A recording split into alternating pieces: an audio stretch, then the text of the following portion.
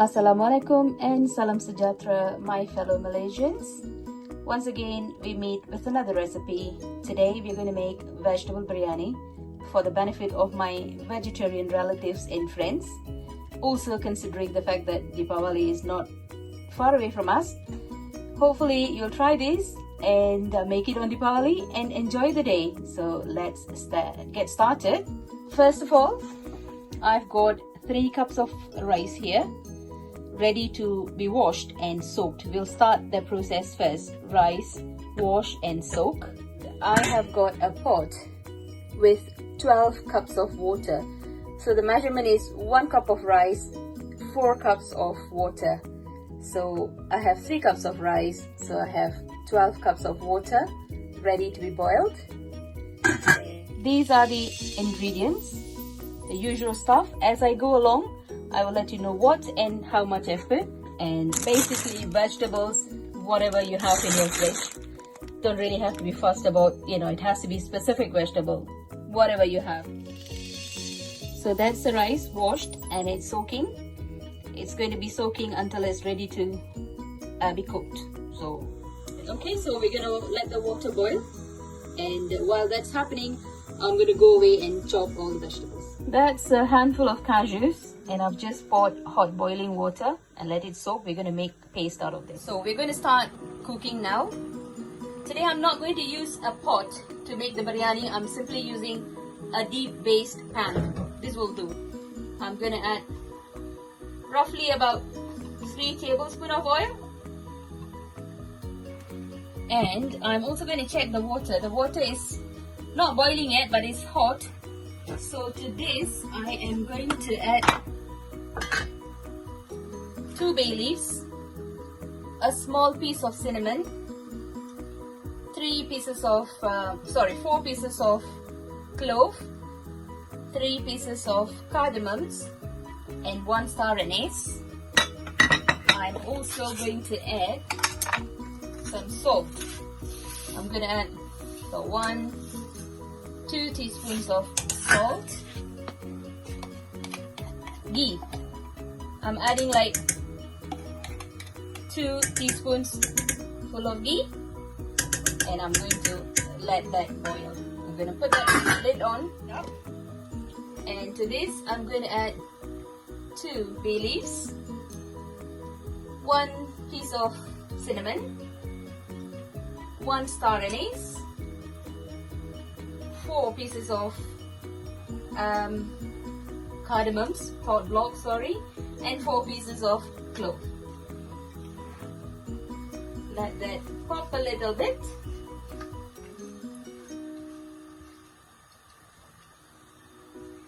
And now I'm going to add the 2 onions which have been finely chopped.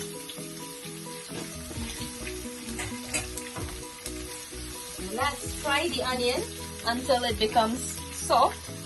As usual, the tip that I use, just a little bit of salt so the onion cooks fast. So the onion has cooked to that level, slightly brown. I'm now going to add the tomatoes. 3 chopped tomatoes here. I'm going to add that here. And at this point, I'm also going to add 2 tablespoons of ginger garlic paste, homemade. So that's 1, 2 tablespoons of ginger garlic paste. Just going to fry it right in the middle on its own for about 30 seconds until the raw smell of ginger and garlic evaporates or goes away. Yeah, that's really nice, very aromatic. So I'm going to mix everything together now. And I'm going to cook this until the tomatoes become soft. I am also going to add, unfortunately I don't have fresh coriander leaves and mint, but there we go, we have dried ones. Lucky us, if we don't get anything fresh, we can still rely on the dried ones. I'm going to add 1 teaspoon of coriander leaves and 1 teaspoon of mint leaf. But if you have fresh ones, a handful of coriander leaf and a handful of chopped mint leaf will be great. So let's put the lid on and cook till the tomato is soft and the oil separates from the tomato and the onion mixture. Right. So while the tomato is cooking, just remember to take the lid off and stir it every now and then, otherwise it will burn. Now the water is boiling. I have drained the water from the rice. I'm going to add the rice now to the boiling water. We're going to cook this rice about 70%. And let's give this a stir. Yeah, this is good. The tomato has all mashed up. And you can see the oil is separated from the tomato mixture. Okay, I'm now going to add, so I'm going to turn the flame down because I'm going to add the rest of the masala. I don't want this to burn. Here, starting from here, I have half a teaspoon of turmeric powder. And then I've got half a teaspoon of cumin, whole cumin. I've got 1 teaspoon of salt, 1 teaspoon of fennel, 1 teaspoon of garam masala, 1 teaspoon of chili powder, and 2 teaspoons of coriander powder. Now the chili strength is to what I eat. That's the strength I can take. It is very subjective, so if you like it spicy, feel free to add more. So all that goes into the pan. Let's give it a good stir.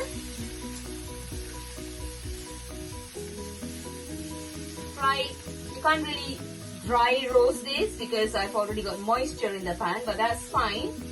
I'm going to give it a good mixture, and I'm going to add 1 tablespoon of water because it's quite thick. Yeah, about 1.5 tablespoon of water. I'm going to put the flame up now to medium again, and let's give it a nice stir.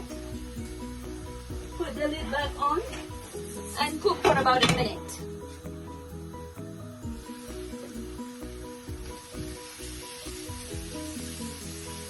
Okay, now I'm going to add the vegetables one by one. The first to go in will be the potatoes because potatoes take longer to cook. So I'm going to put the potatoes in first.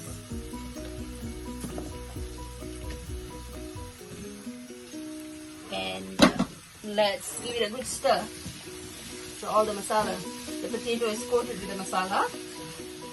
And because potato sucks up all the moisture and there's not much in here, I'm going to add some water. Again, say about 1-2 tablespoons of water. So we have some kind of, some liquid in there for the potato to cook. And we'll put the lid back on, and let's keep an eye on the rice. The rice is beginning to cook. When you see the rice pops up, so they are beginning to cook. And this is when we got to be really careful to see that it's not overcooked. When it's 75% cooked, I'm going to drain all the water. So basically I'll use this to scoop up all the rice, put it on a dish and leave it to cool. Right, the rice is almost cooked. That's about 75%. See? So I'm going to turn off the flame and I'm going to drain the rice now. So along the way, just keep checking. If this masala is too dry, add some water. The potato is semi-cooked. I'm going to add the carrots now. I'll leave the other 2 vegetables towards the end because they cook quite fast. So let's semi-cook the carrots. Again, I'm going to add a little bit of water because it's still quite dry. So maybe about another 2 tablespoons of water. And before we add the rice, we'll check for salt. Just to make sure that the salt is enough. And I'm going to put the lid back on and cook this for another 5 minutes. Okay, the vegetables semi-cooked now. The potato and not semi-cooked, they're almost cooked. Potato and carrots. I'm now going to add the munch too and the capsicum. This won't take long to cook. And again, if you can see, there's not much of masala, so I'm going to add some water.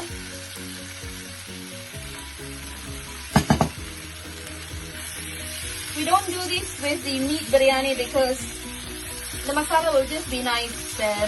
Meat will also like give out water, fluid and fat. Whereas that doesn't happen with the vegetables. So we're going to have to keep adding some water.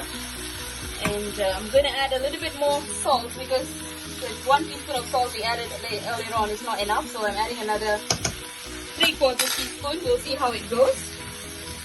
We don't want it to be too salty either.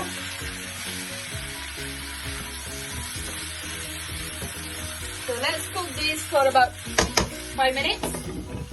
So this has been cooking for about 5 minutes. The vegetables are all nice and tender, not overly cooked. I'm going to add a little bit more water. About a tablespoon. See the water, it's just rough estimation. You can assess it when you see the masala. You can assess, but don't pour too much water because you don't want the biryani to be watery or soggy. To this, I'm going to add the cashew nut paste. The cashew nut I soaked earlier on, I've made a paste out of it. I added some water because it was a little too thick. I'm going to add this and cook it for about 5 minutes.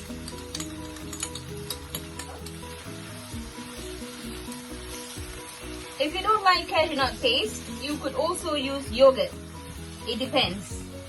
I like cashew nut paste because it gives a nice rich taste, whereas yogurt would give you a kind of a sour taste. It's also nice. Both are nice. So I'm going to let this cook for about 5 minutes. So now that's how the gravy should be. Not too thick, not too watery, just right. So what I'm going to do now is, I'm not going to layer this, I'm just going to put the rice that has been cooked earlier on, just 75%. I'm just going to add that on top. And I'm going to sprinkle some coriander leaf again. You know why. I don't have fresh one, so I'm just going to sprinkle the right one.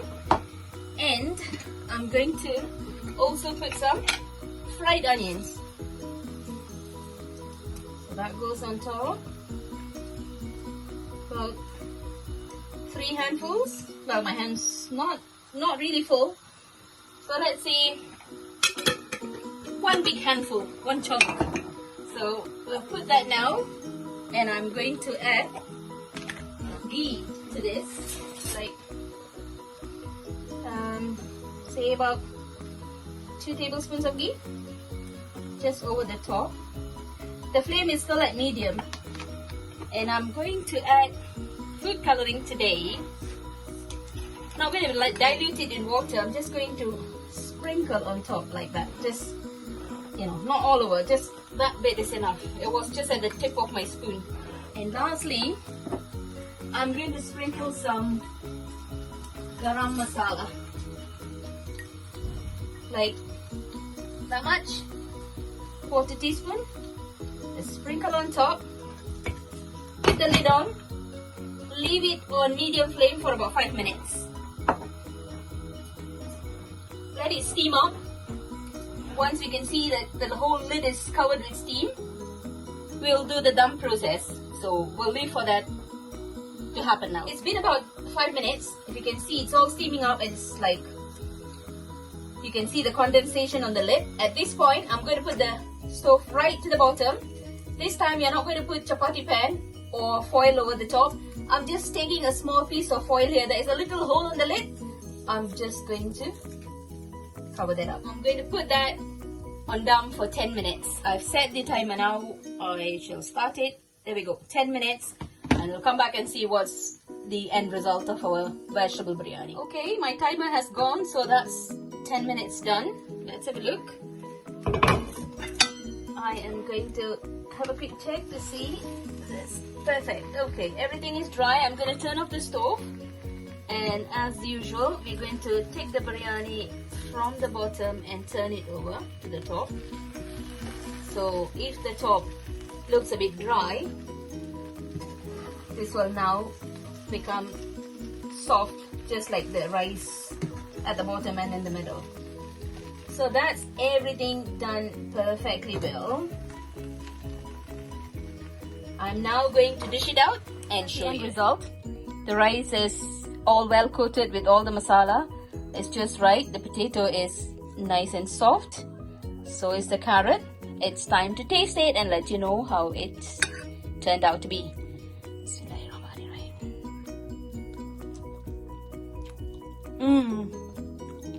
Hot, but I can get the taste. So rude of me. This is so good. It is as good as any chicken or lamb biryani. It's got all the flavors of the masala as well as the flavor of the vegetable.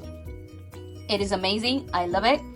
I hope you'll try this at home and let me know how it turns out to be. So if you like this video, I do hope you like. Please share it, like it, and leave some feedback for me. And also, if you haven't subscribed, please subscribe to the Sisters Small Kitchen. Thank you very much and happy trying.